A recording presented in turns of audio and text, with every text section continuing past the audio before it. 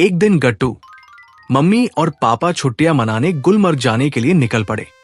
सफर शुरू होते ही रास्ते का नजारा बदलने लगा। चारों तरफ बर्फ से ढके पहाड़, हरे भरे देवदार के पेड़ और पहाड़ों के बीच बहती चमकती नदियां दिखाई दे रही थी। गट्टू खिड़की से बाहर देखते हुए खुशी से बोला, वाह पापा, यहां तो हर तरफ जादू जैसा नजारा है। पापा मुस्कुराते हुए बोले, बेटा, यही तो कश्मीर की असली खूबसूरती है। थोड़ी देर बाद कार एक खूबसूरत जगह पर रुकी। जैसे ही गट्टू कार से उतरा, उसके पैरों के नीचे नरम नरम बर्फ थी। गट्टू ने पहली बार असली बर्फ को हाथ से छुआ। वाह, ये तो बिल्कुल ठंडी आइसक्रीम जैसी है। मम्मी हंसकर बोली, हाँ बेटा, लेकिन इसे खाया नहीं जाता। कुछ ही मिनटों में गट्टू बर्फ के साथ खेलने लगा। वो बर्फ के गोले बनाता और फिर मम्मी पापा की तरफ फेंक देता। मम्मी भी पीछे नहीं रही। उन्होंने भी एक स्नोबॉल बनाकर गट्टू पर फेंक दिया। अब वहां एक छोटा सा स्नो फाइट गेम शुरू हो गया। कुछ देर बाद गट्टू ने कहा, पापा, चलिए एक स्नोमैन बनाते हैं। सबने मिलकर बर्फ के बड़े बड़े गोले बनाए। थोड़ी ही देर में एक प्यारा सा स्नोमैन तैयार हो गया। गट्टू ने गाजर की नाक लगाई और बोला, ये हमारा नया दोस्त है, मिस्टर स्नोमैन। इसके बाद पापा गट्टू को गुलमर्ग रोपवे राइड पर ले गए। रोपवे धीरे धीरे आसमान में ऊपर जा रहा था। नीचे पूरी घाटी बर्फ से ढकी हुई थी।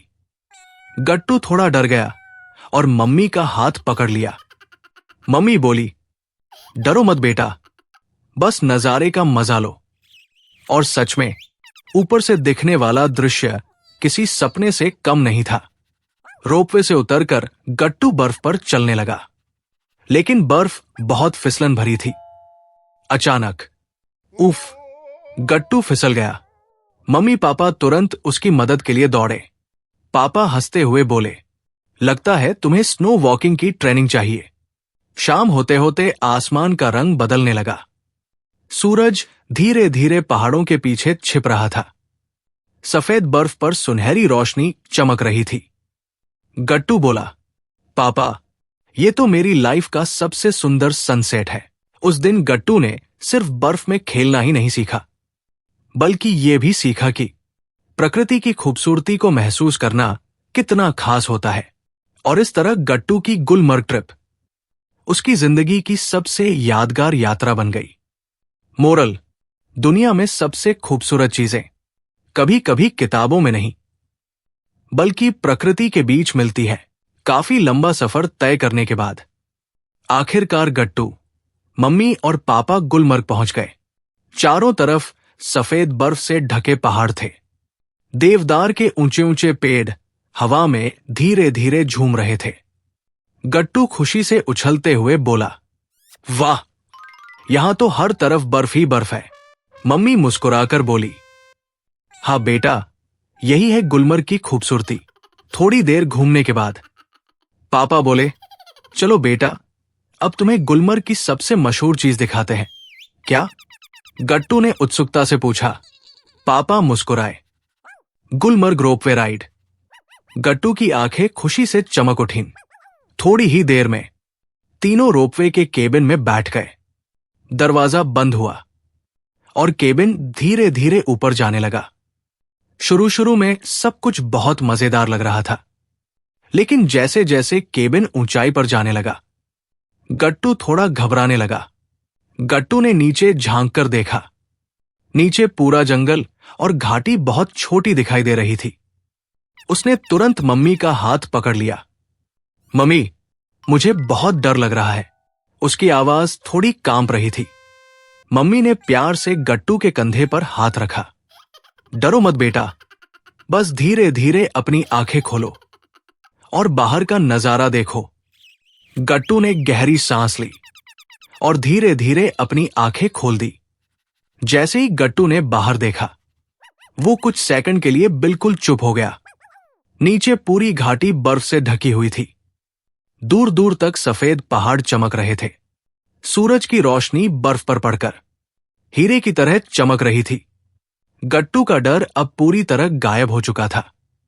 वो खुशी से बोला, मम्मी, ये तो बिल्कुल किसी जादुई दुनिया जैसा लग रहा है। पापा हंसते हुए बोले, देखा बेटा, कभी कभी डर के पीछे ही सबसे खूबसूरत नजारा छुपा होता है। उस दिन गट्टू ने एक बहुत खास बात सीखी। अगर हम अपने डर से भागने के बजाय उसे समझने की कोशिश करें, तो वही डर एक खूबसूरत अनुभव बन सकता है। और इस तरह गट्टू की गुलमर्ग रोपवे राइड उसकी जिंदगी की सबसे यादगार याद बन गई। रोपवे राइड खत्म होने के बाद गट्टू, मम्मी और पापा गुलमर्ग की मेन मार्केट में घूमने लगे। मार्केट बहुत ही खूबसूरत थी। लकड़ी की छोटी छोटी दुकानों में रंग बिरंगे कश्मीरी कपड़े, शॉल और यादगार चीजें रखी हुई थी। चारों तरफ हल्की हल्की बर्फ जमी हुई थी। गट्टू हर दुकान को बड़े ध्यान से देख रहा था। तभी गट्टू की नजर एक खास दुकान पर पड़ी। उस दुकान पर लोग कश्मीर की पारंपरिक ड्रेस फेरन पहनकर फोटो खिंचवा रहे थे। फेरन लंबे और गर्म कपड़े होते हैं जो कश्मीर के लोग ठंड से बचने के लिए पहनते हैं।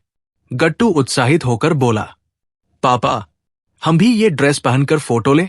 पापा हंसते हुए बोले, क्यों नहीं, चलो ट्राई करते हैं।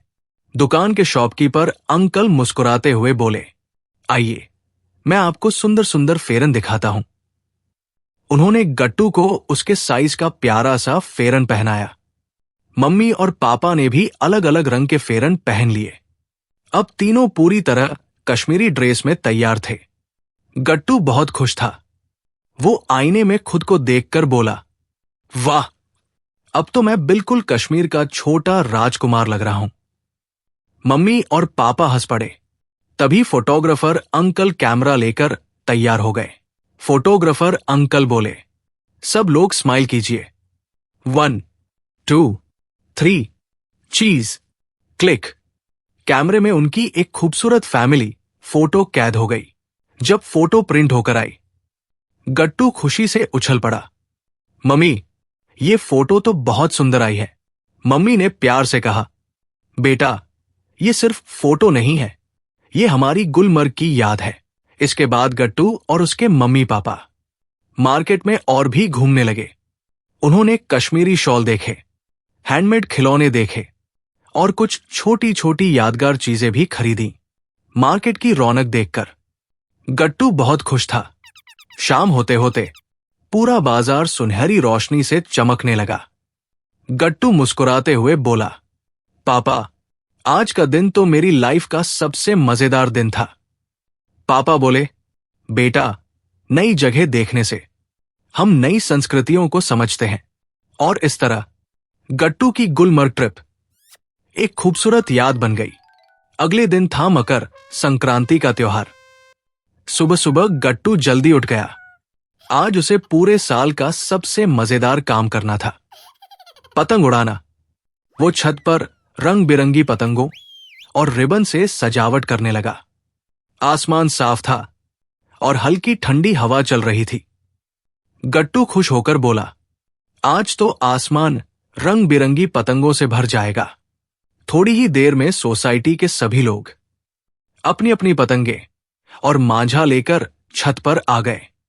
हर किसी के हाथ में रंग बिरंगी पतंग थी। बच्चे खुशी से चिल्ला रहे थे, वो काटा, वो काटा। पूरा माहौल त्योहार की खुशी से भर गया था। तभी सोसाइटी के अंकल गट्टू के पास आए और बोले, गट्टू, तैयार हो?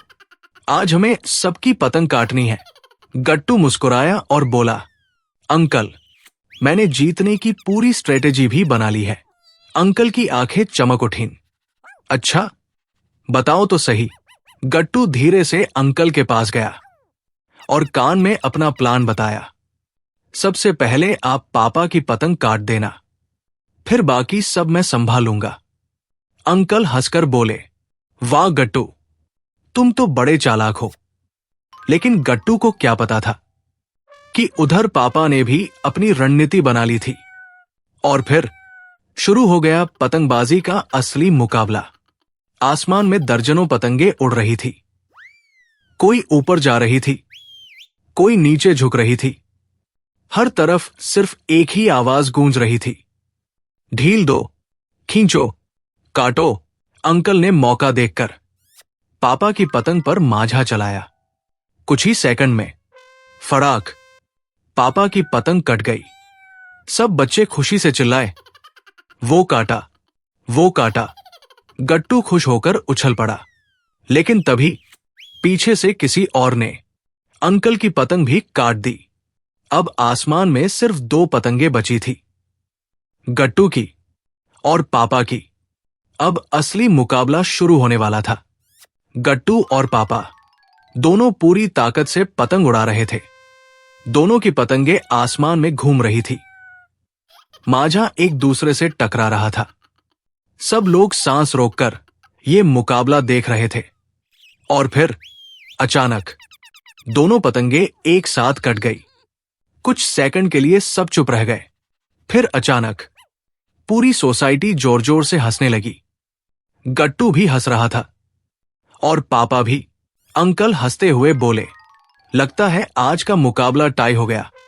गट्टू और पापा ने एक दूसरे को हाई फाइव दिया। सूरज धीरे धीरे ढल रहा था और आसमान में उड़ती पतंगे इस खूबसूरत दिन को यादगार बना रही थी।